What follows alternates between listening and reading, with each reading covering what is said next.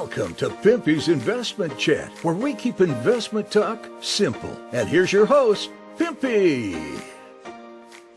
What is going on out there, peeps? Oh man, you guys got to hear this man's video. I've been warning people about this for the longest time. He's going to explain to you why it is you should be careful about how much money you keep in your bank account. But also there seems to be an attack against bullion dealers, which I find very interesting. In addition to that, people are asking me, how come, Pimpy, you're not encouraging people to go into cryptocurrencies? Your listeners are going to lose money. Here's my thing. I don't tell people what they should and shouldn't do. I give you my opinion. And my opinion is I don't trust cryptocurrencies. There's plenty of reason for that. But I also said, look, there is a window, again, here we go, a window of opportunity in which you can make money. If I'm being honest, I started doing my own stock watch again all over. So these are the things I wanted to add more to these right here. But already on Bitcoins, I did my fictitious account where I put in $10,000 when Bitcoin was at $36,418 and when Ethereum was at $2,016. So I've already started it. I have not updated it, but there's a lot of other stocks that I've been looking into. I'm just dragging my ass on this. But yeah, I've already started. I knew there was a window of opportunity. But again, I have my reasons for not feeling comfortable with what's happening with cryptocurrencies. And if you pay attention to what's going on to these bullion dealers, you should be nervous as well. Because we're going to listen to what Tim here has to say. And he's on Yankee Stacker's videos. This is his personal bullion dealer. So shout out to Yankee Stacker. I will leave a link to his YouTube channel for you guys to go check him out. But this is really important information. So let's get into this. Before we get started, do me a favor, hit the thumbs up button. If you're not a subscriber, please do so, because when you do, it helps out the channel, and I certainly do appreciate it. If you're thinking about buying gold and silver, head on over to our friends at Miles Franklin. The link will be down below in the description. When you make your purchase, make sure you use promo code Pimpy, P-I-M-P-Y, and they'll take care of you. If you have any additional questions, you can reach us over here at this phone number or over here at this particular email. For all orders over $10,000, reach out by email and we'll make sure that you get a great deal. So come on over to Miles Franklin and add to your precious metal inventory. One of the things I find that's interesting is there's countries out there, the government's buying the electric vehicles and then they're taking them out to these fields and just leaving them there, abandoning the vehicles, just so they can pump up the numbers to make everybody feel encouraged about investing into electric vehicles. That's crazy. The governments are wasting taxpayers' dollars in order to claim that they have X amount of electric vehicles sold. And they're buying them by the hundreds and just leaving them out in the middle of nowhere. And I'll show you that video later on too, because it's disgusting. So yeah, you got Bitcoin at $52,191. Ethereum is at $2,833. Solana is at $113. XRP, this is what gets me, man.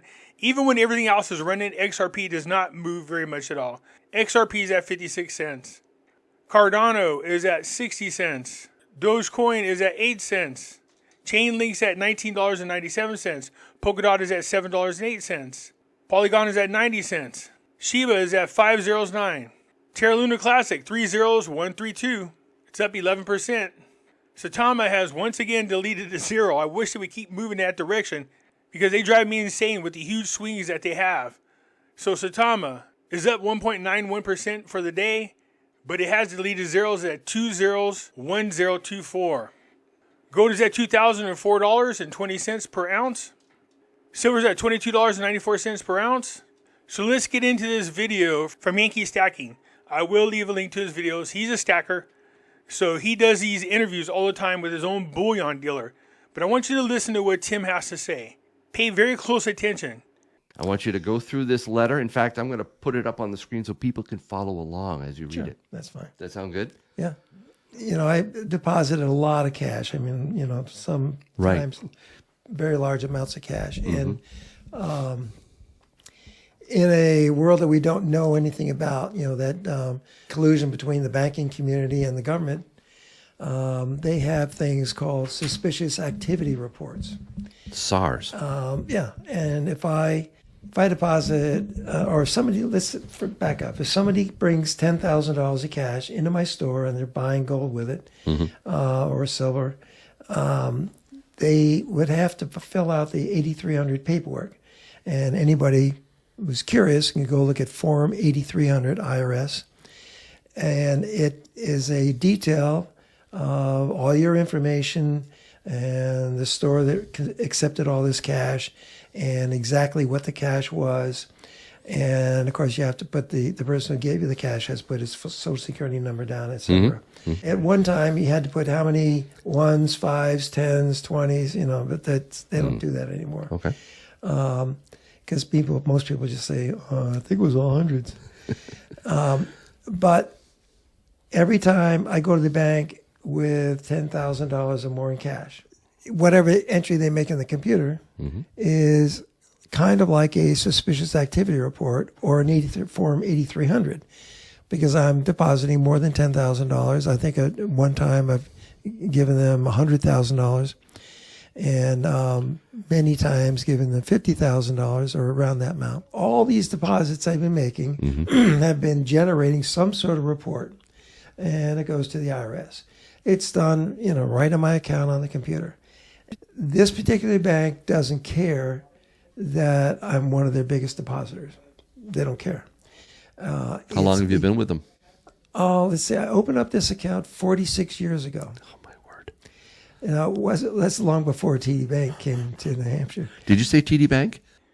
Now, I spoke a lot about, I noticed this pattern happening with different industries, but definitely banking. There's a lot of purges and merges taking place. They're trying to limit our choices. Now, the funny thing is, he opened this account 46 years ago.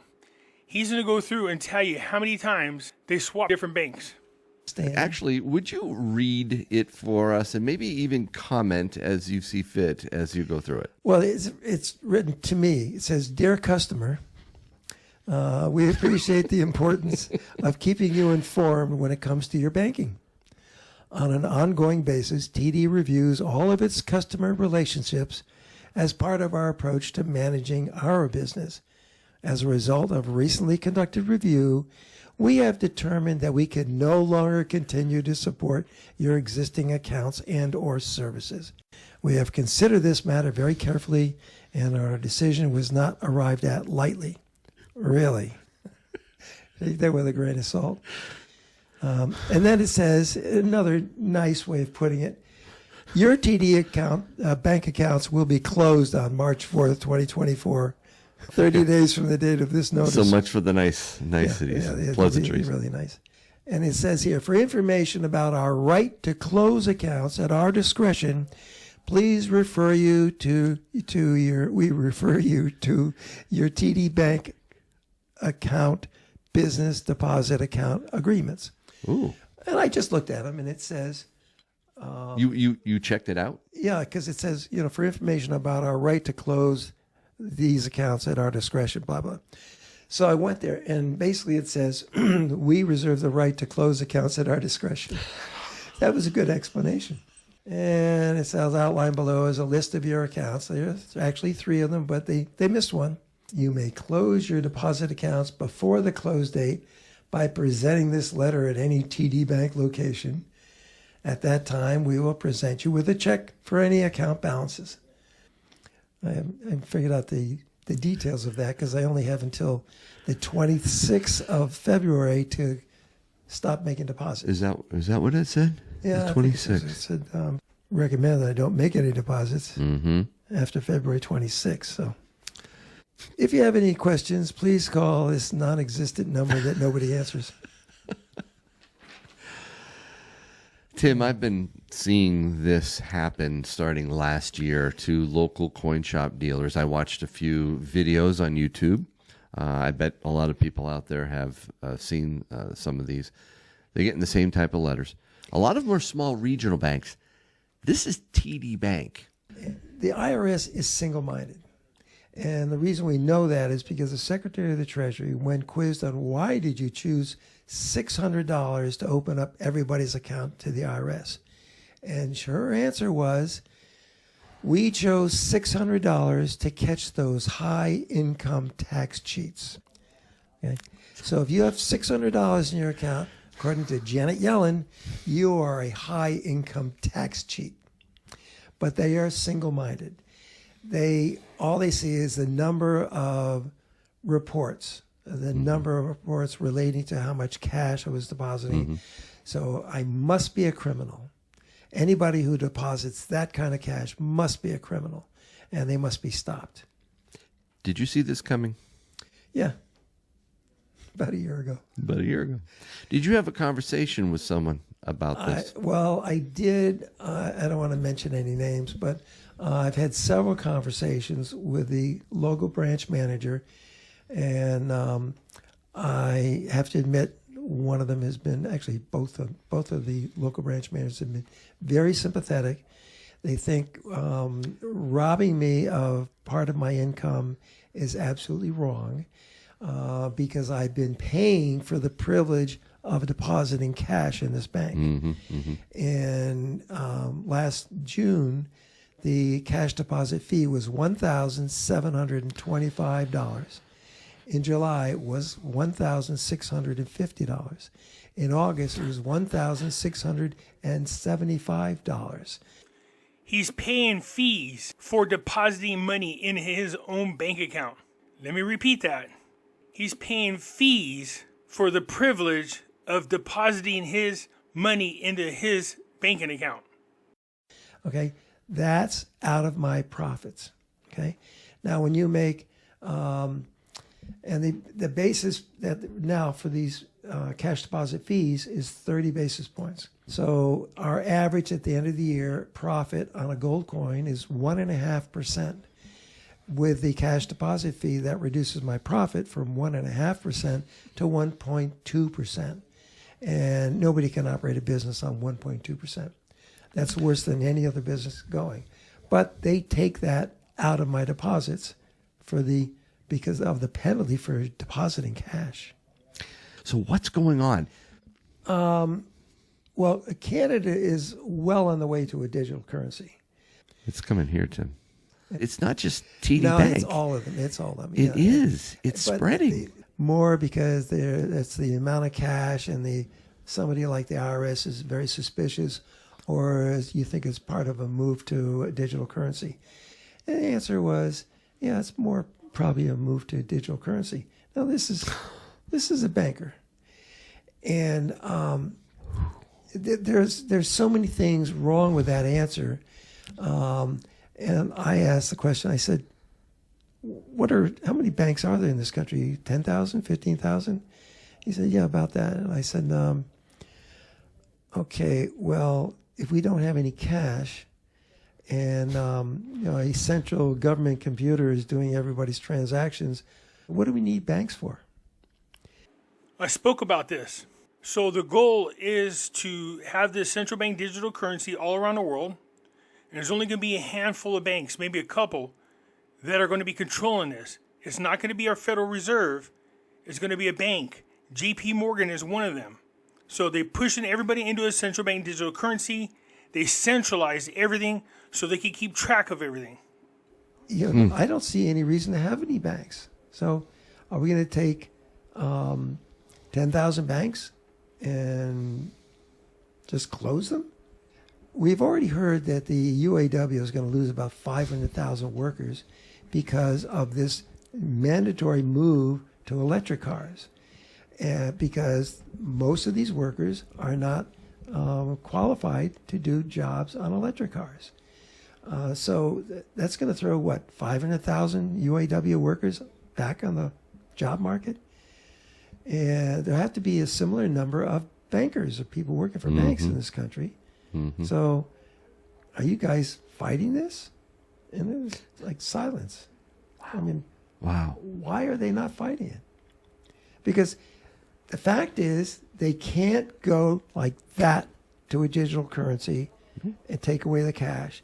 It would cause too much disruption everywhere. It's going to be done gradually. If we lose confidence, it's over. It's a con game. He said if that happened, within 2 hours, all the ATMs would be emptied out. That is absolutely true.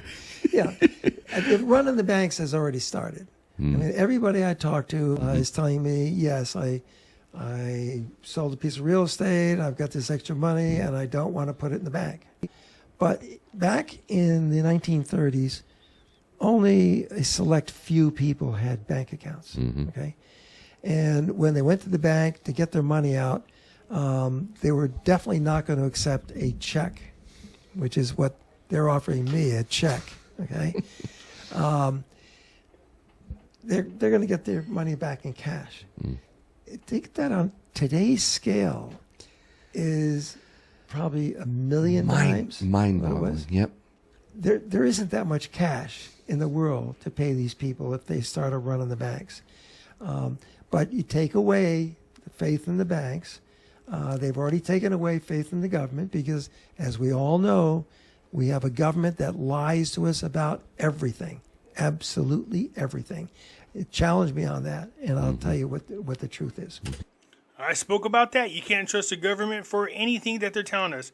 All data is manipulated.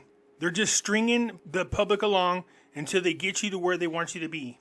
I opened up this account with a bank called Merchant Savings Bank, okay? And they, in a few years, became a bank called Numerica. Numerica and Merchant Savings had merged, and so the name became Numerica. And I think it was 1991, all the banks were on the verge of failure. So, and coincidentally, that was after Glass-Steagall was repealed, by the way. Coincidence? Coincident. I think it's not. coincidental. Yeah. But so those two banks became New Dartmouth. And New Dartmouth was made up of 6 or 8 banks that had failed.